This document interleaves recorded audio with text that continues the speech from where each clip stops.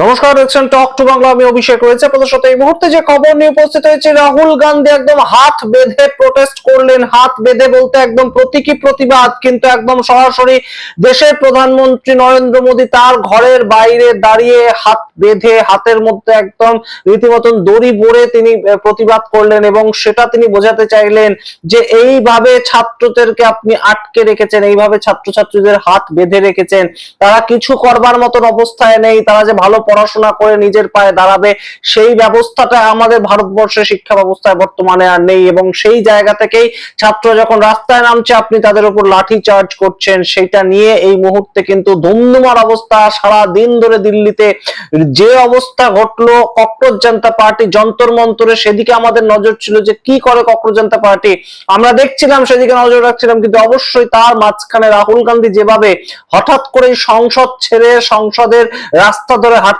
শুরু করেন এবং সংসদ থেকে দেশের প্রধানমন্ত্রীর বাড়ি আবাস সেটা কিছুটা দূরত্ব, এবং সম্পূর্ণ রাস্তাটা রাহুল গান্ধী, দেশের বিরোধী দলনেতা, তিনি তার সিকিউরিটি সরিয়ে রেখে হাঁটতে শুরু করেন তার সংসদদের নিয়ে। এবং সংসদদের নিয়ে যে মার্চটা তিনি করেন, সেখানে স্লোগানিং হয়, সেখানে প্রিয়াঙ্কা গান্ধী স্লোগান দেয়। এবং অবশ্যই গুরুত্বপূর্ণ, রাজ্যসভার যত সাংসদ ছিল তারাও যান, মল্লিকার্জুন খাড়গে তাদেরকে লিড করেন এবং অবশ্যই সেখানে গিয়ে তারা স্লোগানিং করতে শুরু করেন। বেশ কিছু কার্যকর্তা তারা অ্যারেস্টেডও হয়েছে।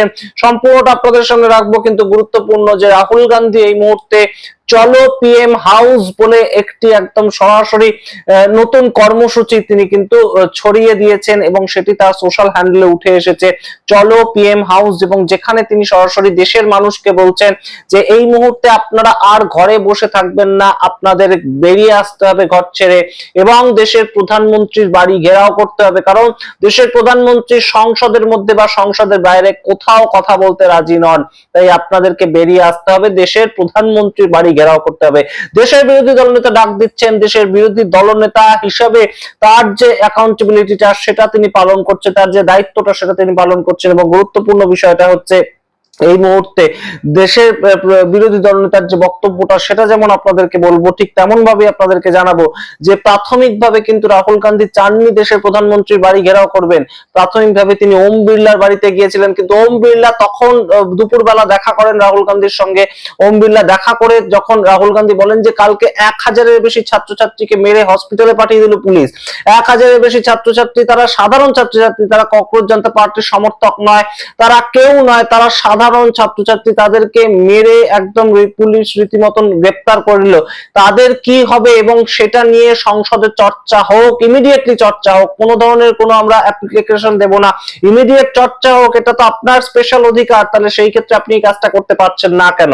তখন ওম বিড়লা তাকে জানান যে আমাকে উপর মহলে কথা বলতে হবে। আপনারা ভাবুন, স্পিকার, তিনি লোকসভার স্পিকার, তিনি একটা বিষয় আলোচনার বিষয় আনবেন, তাহলে তিনি তো আবার কার সঙ্গে উপর মহলে কথা বলবেন? তো জেপি নাড্ডা গতকাল বলেছিলেন ককরোচ জনতা পার্টিকে যে আমাকে উপর মহলে কথা বলতে হবে, তার সেই ক্ষেত্রে স্পিকার আলোচনা করাবেন সংসদের অভ্যন্তরে, তাহলে সেটাকে নিয়ে কেন হঠাৎ করে তোকে উপর মহলে কথা বলতে হবে, এই ধরনের কথা জানালেন। ঠিক তার পরবর্তীতে রাহুল গান্ধী একদম সংসদ ছেড়ে বেরিয়ে আসেন এবং রাস্তা ধরে তিনি হাঁটতে শুরু করেন। সত্যি আনএক্সপেক্টেড ছিল, তিনি হঠাৎ করে দেশের বিরোধী দলনেতা হেঁটে চলে যেতে পারেন, সেটা আমরা সত্যি ভাবতে পারিনি। গত 12 বছরে এই ধরনের কোনো ছবি আমরা দেখতে পাইনি যে মোদী সরকারের আমলে দেশের কোনো বিরোধী দলনেতা তিনি হেঁটে একদম সংসদ ছেড়ে তিনি দেশের প্রধানমন্ত্রীর বাড়িতে চলে যাচ্ছেন। এবং তিনি যেটা লিখছেন সোশ্যাল হ্যান্ডেলে, ছাত্রদের উপর আক্রমণ, প্রত্যেক ভারতীয় পরিবারের উপর আক্রমণ। প্রধানমন্ত্রী মোদী যদি মনে করেন যে তিনি উত্তর না দিয়ে কোনো পরিণতির মুখোমুখি না হয়ে বেঁচে যাবেন, এবার তিনি সেটা পারবেন না,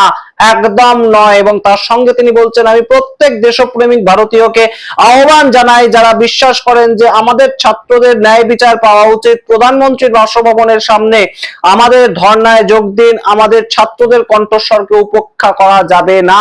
গুরুত্বপূর্ণভাবে তিনি সবাইকে ডাকছেন, সারা ভারত থেকে তিনি একটা আন্দোলন চাইছেন এই মুহূর্তে। এবং গুরুত্বপূর্ণভাবে সবাইকে বলছেন যে আমাদের এই যে ছাত্রদের উপর আন্দোলনটা হয়েছে, ছাত্রদের উপর লাঠি চার্জটা হয়েছে, ছাত্রদের আন্দোলনের উপর, সেটা কিন্তু প্রত্যেক প্রত্যেক ভারতীয়র এই মুহূর্তে বাড়ির থেকে বেরোনো উচিত। অন্যদিকে আপনাদেরকে জানাই যে একই দিনে রাহুল গান্ধী যখন দেশের প্রধানমন্ত্রী বাড়ি ঘেরাও করছেন, ঠিক সেই সময় কিন্তু ককরোচ জনতা পার্টির যে আন্দোলন যন্তর মন্তরে হচ্ছে, সেই ককরোচ জনতা পার্টির আন্দোলনের প্রতি সরাসরি রাহুল গান্ধী সাহায্যের হাত বাড়িয়ে দিয়েছেন, সাপোর্ট করছেন। তার কারণ আপনাদেরকে এই মুহূর্তে জানাই, সেবা দল, রাহুল গান্ধীর সৈনিক সেবা দল, তারা কংগ্রেসেরই আরেকটা উইংস সেবা দল হিসেবে পরিচিত, তারা সরাসরি কিন্তু ককরোচ জনতা পার্টির এই আন্দোলনে চলে যান। তারা জল নিয়ে যান, খাবার নিয়ে যান এবং সাধারণ মানুষকে, সেখানে যারা প্রোটেস্ট করছেন তাদেরকে জল এবং খাবার দিতে থাকেন। অন্যদিকে একদম সরাসরি জয়রাম রমেশ, তিনি কংগ্রেসের পক্ষ থেকে বলেছেন যে আমরা সমস্ত ধরনের লিগ্যাল সাপোর্ট দেব যাদেরকে বেআইনি ভাবে গ্রেফতার করা হয়েছে পুলিশের দ্বারা, যে সমস্ত সাধারণ ছাত্রছাত্রী যারা কোনো ধরনের কোনো অর্গানাইজেশনের সঙ্গে যুক্ত নয়, তাদের যেভাবে বেআইনি ভাবে একদম ডিটেন করা হয়েছে, আমরা তাদের সমস্ত ধরনের লিগ্যাল সাপোর্ট দিয়ে ছাড়িয়ে আনবো। এবং গুরুত্বপূর্ণ যে আপনাদের ভাবনাতেও হয়তো এটা উঠে এসেছে, আমাদের ভাবনাতে উঠে এসেছে, রাহুল গান্ধী এতদিন ধরে সোনাম ওয়াংচুকের যে আন্দোলন, সোনাম ওয়াংচুকের অনশন, তাই নিয়ে একটা কথাও কেন বলছেন না। সুতরাং এই মুহূর্তে কিন্তু সরাসরি যে জায়গাটা উঠে এলো যে রাহুল গান্ধী এতদিন বসেছিলেন যে সম্পূর্ণ এই আন্দোলনটাকে যদি তিনি সাপোর্ট করতেন, ককরোচ জনতা পার্টির আন্দোলনটাকে যদি সাপোর্ট করতেন, তাহলে একটা কথা হয়তো ভারতীয় জনতা পার্টির পক্ষ থেকে বলা হতো, এই ককরোচ জনতা পার্টির আন্দোলনটা কংগ্রেসের দ্বারা ফান্ডেড, কিংবা কংগ্রেস এটাকে সম্পূর্ণভাবে উস্কাচ্ছে, কিন্তু সেই জায়গাটা যাতে তৈরি না হয়, অর্থাৎ কখন মুখ খুলবে তারা সেটা অত্যন্ত অপেক্ষা করে সঠিক একটা স্ট্র্যাটেজির মাধ্যমে রাহুল গান্ধী সম্পূর্ণ সিদ্ধান্তটা নিল, এবং অত্যন্ত পলিটিক্যালি সঠিক একটা সিদ্ধান্ত। আজকের দিন অন্তত কিন্তু তাই বলাই যায়, যখন সাধারণ ছাত্রছাত্রীর উপর, সাধারণ প্রোটেস্টারদের উপর পুলিশ লাঠিচার্জ করলো, যখন সেটা একটা হিংসার আন্দোলনের দিকে মুভ করলো, এবং যে সোশ্যাল মিডিয়াতে আমরা দেখতে পাচ্ছি একদম হই হই করে সেই ভিডিওগুলো শেয়ার হচ্ছে, তার পরবর্তীতে দেশের বিরোধী দলনেতা মুখ খুললেন, এটা কিন্তু অবশ্যই একটা পলিটিক্যাল স্ট্র্যাটেজি। যেভাবে রাহুল গান্ধী একদম সরাসরি দেশের প্রধানমন্ত্রীর বাড়ি ঘেরাও করলেন, সেটা কিন্তু অবশ্যই তাৎপর্যপূর্ণ। এবং অবশ্যই আপনাদেরকে জানিয়ে রাখি, শুধু লোকসভা এবং রাজ্যসভার সাংসদরাই ছিলেন তেমন নয়, তার সঙ্গে কংগ্রেসের দুজন মুখ্যমন্ত্রী এই আন্দোলনে উপস্থিত ছিলেন। ডি.কে. শিবকুমার কংগ্রেসের কর্ণাটকের মুখ্যমন্ত্রী, এবং তার সঙ্গে কেরালামের মুখ্যমন্ত্রী, তিনি উপস্থিত ছিলেন এই আন্দোলনে।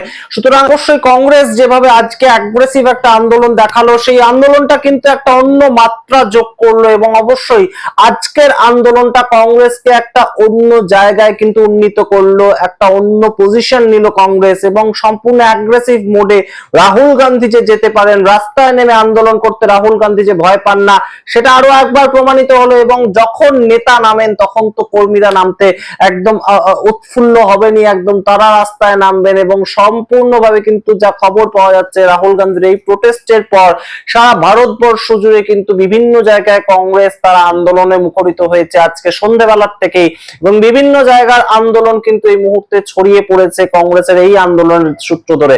সুতরাং কোথাও গিয়ে দেশের প্রধানমন্ত্রীর ইস্তফা, দেশের স্বরাষ্ট্রমন্ত্রীর ইস্তফা, এটা কি বিজেপি, ভারতীয় জনতা পার্টি তারা নিজের বিষয়টাকে এদিকে নিয়ে গেল তাদের অহমিকার জন্য, তাদের অহংকারের জন্য, এবং তাদের ইগো বুস্ট করার জন্য। শুধুমাত্র তো ছিল দাবিটা ধর্মেন্দ্র প্রধান শিক্ষামন্ত্রী ইস্তফা, কিন্তু কেন আজকে এই স্লোগানটা উঠছে যে দেশের প্রধানমন্ত্রীকে ইস্তফা দিতে হবে, দেশের স্বরাষ্ট্রমন্ত্রীকে ইস্তফা দিতে হবে? স্বভাবতই আপনারা জানেন, দেশের এলওপি, তার উপর কখনোই কাঁদানে গ্যাস কিংবা একদম সরাসরি জল কামান দিয়ে অ্যাটাক করতে পারে না পুলিশ। তার কারণ পুলিশ সবসময় জানে যে ক্ষমতা যে কোনো সময় পরিবর্তন হয়ে যেতে পারে, এবং অবশ্যই একটা যে দেশের বিরোধী দলনেতা, তিনি যে কোনো কেন্দ্রীয় মন্ত্রীর সমান একজন আমাদের দেশের সংবিধান অনুযায়ী সম্মান পান। তো সেই ক্ষেত্রে তার উপর লাঠিচার্জ বা একদম সরাসরি কাঁদানে গ্যাস কিংবা যেগুলো স্টুডেন্টদের উপর, সাধারণ স্টুডেন্টদের উপর করা যায়, সেটা তার উপর করা যায় না।